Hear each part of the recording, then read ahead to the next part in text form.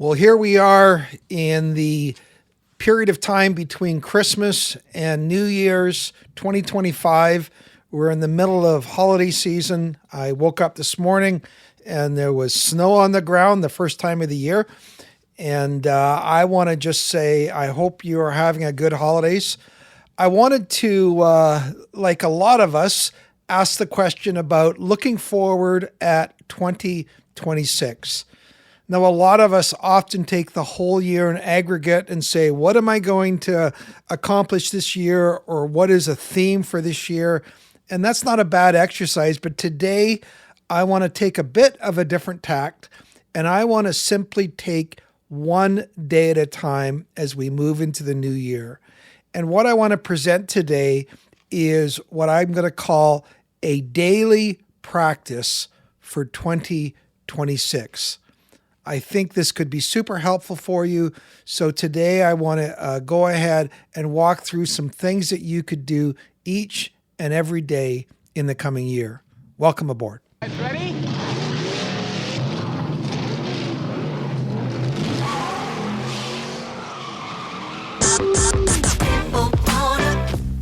When it comes to porn, are you stuck, spinning out, or slipping backwards in your life? If so, then welcome to the Finding Traction podcast, a show dedicated to those who are looking to gain recovery momentum away from porn and toward the life and relationships they have always hoped for. Now, here's your host, Vern Tomke.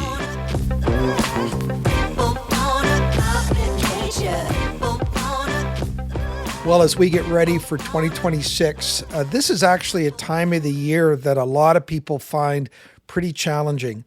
I know with our various groups, whether they're the Finding Traction groups or our alumni groups, those are for groups of guys that have gone through the Finding Traction course. We looked at planning through the holiday season, and a lot of us, we took 1 week off for Christmas, Christmas Eve or Christmas. But guys were saying, Vern, 2 weeks off is just too long. And so we decided that we wanted to come back and do check-ins and connect with each other midway through the holidays, because it's just too long, 2 weeks, to not be in connection with the other guys. And what that speaks to is really the connection and the support that these guys have been getting from being in a group. And we're on WhatsApp. We've been meeting each week as we walk through the Finding Traction course. And I really wish for every one of you that you could experience something akin to that. Well, let me just say, going into 2026, that is a great time for you to look at joining a Finding Traction group. We walk through the 52-week video course. The videos are about 15 minutes long, so they're not super long. The guys watch that before they get together, and then we come together and we share how our week's going and talk about the material in the course, and then we connect throughout the week as well. So if you're looking or you think, you know what, 2026 is a good time for me to turn over a new leaf, I would love you to consider a Finding Traction group. We're going to be starting a couple new groups in 2026. One of them is a group for people who are pastors or leaders of, ministry leaders. And we're going to be doing that group on Monday mornings. And so, it's 9:30 Pacific or 12:30 Eastern. And so if you are a ministry leader or a pastor and looking for a safe place, really want to encourage you. We're starting that, brand new spanking group in January, right at the beginning. So it would be a great time for you to connect with me. We're also starting another group. So connect with me, please, if you think this is a good time to get plugged in. Finally, there is the Circle Learning platform. You can watch the first two courses, first two lessons for free. And you're also going to need Circle to be able to download a worksheet which I have prepared for today's topic. I'm going to be walking through a check-in sheet, and so it's just an opportunity. You can see that under free resources on Circle. Joining Circle is free, so I want to encourage you towards that. And also, if for any reason you want to ask me more about the coming groups, please email me at bandofbrothers.care@gmail.com. All right. Well, that was a big, intro in terms of just looking ahead at the coming year. I guess it's a time where we really do want to take time to focus towards what maybe your plans are. But I want to ask this question. In the new year, what do you hope to do each and every day towards your recovery? And I recently heard a podcast with a fellow who works with all sorts of addictions, and I might mispronounce his name, but his name is Ryan Soave, Soave. So I'm really taking this from his material. So I want to give him credit for this. And what he talks about is the absolute challenge that every person who struggles with compulsive or addictive behaviors face each and every day. And what he created is a bit of a mindfulness or an intentional exercise to really prepare yourself for the day. As somebody who struggles with compulsive behaviors, I think like me, for example, how I start my day is going to be absolutely crucial for how my day plays out. And so again, on Circle, you can download this and print it out, and you could print out 365 pages if you want and put them in a binder. And I want to give you a intentional daily morning practice. Let me just say, true confessions, I am not a big journal person. One of my favorite quotes is Jesus never journaled. But, for those of you who like journaling, that's okay. It's all good if you're a great journaler. So I'm going to share with you something, and I want to say that this is something that I look forward to doing as not being a journal person. And all of this can be done on one page. So I'm going to give you 5 questions that I would use to start the day. And again, you can print this out. And here's the very first question that you could answer. Name your emotional weather map. In other words, as you start the day, where are your feelings at? Now, one of the very first things I do when I get up in the morning after I have my coffee, it's just something, it's a habit from years ago. I always check my weather app. I mean, yesterday it poured all day, and I was going to go for a good long walk. And when I say it poured on the West Coast, it poured. And I decided, okay, well, that's not going to work. So I ended up going to the gym and getting on the treadmill to work off some of these extra amounts of food I've been eating over the holidays, simply because I looked on my weather app and saw that I wasn't going to get a walk in that didn't leave me drenched. Now, of course, that's in a physical sense. But the very first question is, name your emotional weather map. In other words, how are you feeling to start the day? Where are you at? Where's your emotions at? A lot of guys have printed out, and we use it in our Finding Traction groups, the feelings wheel. People have found that super helpful. Am I up? Am I down? If I'm down, in what way am I down? If I'm up, in what way am I up?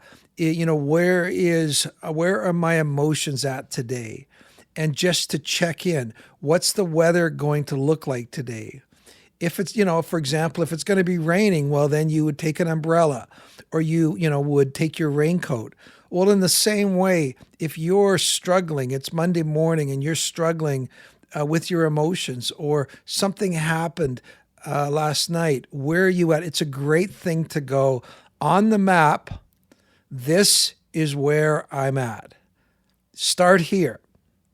And that is a crucial starting point. That's question number 1. Name your emotional weather map. Question number 2, and this is partly a huge thing to start your day, is what are 5 things that I am grateful for? And it's partly just a way to get your head in the game. For me, I find that if I can get my head in the game, it helps me get my emotions in the game, so to speak. And one of the things that I encourage you to do, that Ryan Soav encourages you to do, is in those 5 areas, pick one area that is challenging or difficult, but that you are also grateful for. Now, why that's important is we so often think we can only be grateful for all of those obvious blessings. You know, when the cloud, it's a cloudless day, so to speak. But Ryan really encourages us to take a challenging area or a challenging relationship.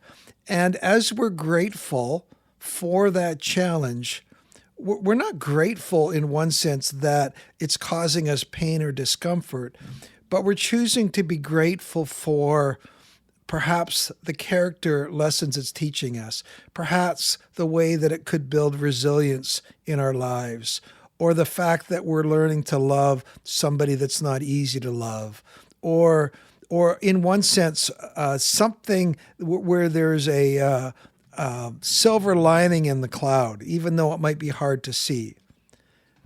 For those from a Christian tradition, you're familiar, of course, with the verse, God works everything together for good. It's kind of that idea where you're trying to take gratitude for something that may not be easy. But don't do that with all 5. That would overwhelm you. Just one of those. And then the other 4 can be things that are easier to be grateful for. So the question 1 was, name your emotional weather map. Question number 2, 5 things that I am grateful for. Okay, question 3 is what are the main or events that I need to do today? In other words, to clarify your expectations for the day. Now, when I woke up today, I had 3 things in my mind. I wanted to get a good walk in, and it was a beautiful day. I got my walk in. I wanted to do this podcast so it would be ready for Monday. So I want to get this podcast done. And I also have, I got to balance a checkbook that's not making sense. And I got to go back over balancing a checkbook because I'm missing some transactions. So those are the 3 things that I want to do today. In addition, there's, maybe there's a football game I want to watch. But these are just things that I'd like to do today. But I'm putting my head around what are the things that I really want to accomplish today. And it also helps me maybe deal with and look at one of those things I'm procrastinating. I didn't think about this, but maybe you add a 5th one, and kind of like with the last one that you included a difficult thing in what you were grateful for, maybe you want to include, now this is the Navy SEALs version of this exercise, what is one thing I would like to accomplish today that I am procrastinating? Okay, that one is the Navy SEALs version of this. And it could be something small. It could be something larger, but what is one thing that way? All right, so that's the 3rd one. Number 1, emotional weather map. Number 2, what I'm grateful for.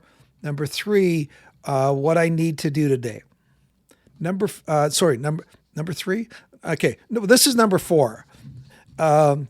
3 things to watch for today. These could be triggers, situations I could get myself into that may be challenging. Excuse me. All right. So if you are at all familiar with the course or recovery, you know that there are external triggers. I'm going to be going to the gym today, let's say. Okay, well, I noticed the other day I was at the gym and I was on the treadmill, and there's all sorts of social media things that I can click on the treadmill, which is kind of crazy. And that now is a bit of a challenge for me. So that could be a challenge, or it could be just, the types of things that other people wear at the gym. But you're going to look ahead and you're going to go, where are things going to come up today that could be a challenge for me? And they could have challenged me emotionally. They could just challenge, my arousal template, or they could just be difficult situations in terms of my recovery. But here's the point. I'm being proactive. I'm thinking about them. I'm not just going, oh, that just happened. Well, it didn't. 80, 90% of the things that just happen are things that with a little bit of foresight, we could plan for and prepare for. The guys in our groups are really good when they're going into a difficult situation.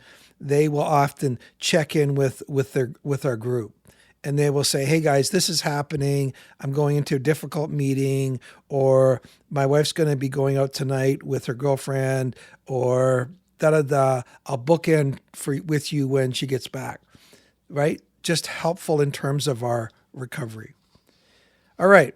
Number 1, emotional weather map. Number 2, what I'm grateful for, 5 things. Number 3, the main events that I need to do today. Number 4, 3 things to watch out for. Those may be emotions or triggers that could be challenging. And number 5 is 3 things that I want to cultivate today. These could be emotional states. These could be behaviors. These are things that you're going, today, I would love this to be true of me today. For those of you who know, for example, the fruits of the Spirit, love, joy, peace, patience, kindness, goodness, faithfulness, gentleness, self-control. There's a whole list for you to choose from. You might simply want to say, today I want to practice serenity, or today I'd really like to practice kindness in this situation, or today I really want to be completely present to when I'm talking with my child today. 3 things that I want to cultivate today. Now, how long would it take to do that exercise? I mean, I think you could do that.